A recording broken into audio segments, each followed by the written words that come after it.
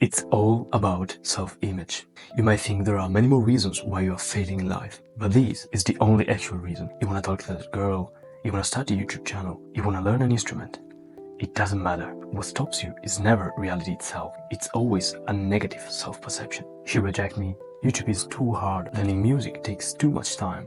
Each limit you see in external reality is actually an internal limit that you've convinced yourself is actually external. And you know what's the worst part? These thoughts are 99% of the times unconscious. You don't even become aware of them. So you start attributing your uncertainty to external reality, when actually all the uncertainty you have comes from the internal. You're projecting outside of yourself your negative self-perception. You start thinking you aren't doing what you want to do because there's a physical limit which is stopping you. But most of the times, it's just a self-image problem. It's about how much power you believe you have in a certain situation. A good metaphor I know for this is: an elephant was tied to a tree with a rope as a baby.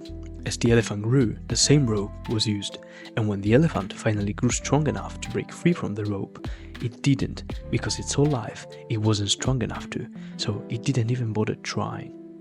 We get used to our past limits. We stop in our past versions. Remember, most of external limits you see are actually internal limits. So self-image often stops you. It makes you see limits where there's no limit. But it does far worse than that. In psychology, there's a concept called a self-fulfilling prophecy.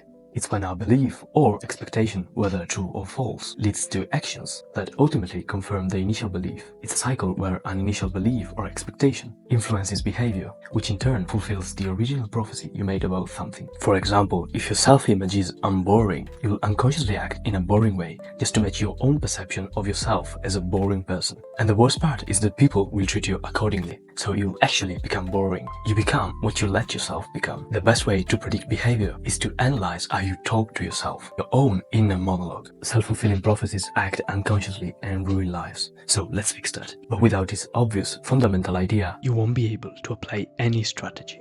The only way to change this is believing you can change those patterns in the first place. There's a quote I love from Jung which encapsulates this: until you make the unconscious conscious, it will direct your life and you will call it fate. You can change what you think you can change. It sounds obvious, but it's the first reason why you won't change in the first place. This is the first step. Treat your unconscious as something you can influence. You need to realize that not only your unconscious influences your conscious mind, but also your conscious mind can influence your unconscious. Obviously, this will take time, but without this first belief, there's no way you will change. But now, how do you actually change your self-image? Don't wait to believe in yourself. That's backwards. Instead, you need to take micro actions that align with your ideal self. All you need to have confidence is evidence. Identity shifts through evidence, not emotion. Every small win adds proof that you are becoming your ideal self, the version of yourself that you can respect. And you need to do this every day. As James Clear perfectly puts it, action is the vote you cast for the person you want to become.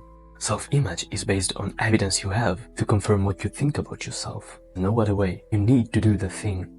Micro-actions is the only way to actually change your internal self-perception. You could take a moment every evening or every weekend to reflect on what evidence you provided to your new confident self-image. Also, keep this in mind. Most of your evidence is in your past. Absolutely need to go back to your past. And instead of focusing on times you failed, meaning you didn't provide evidence to the identity you want to acquire, try to recall all the times where you were able to do it, meaning you were able to provide evidence to your ideal self-image.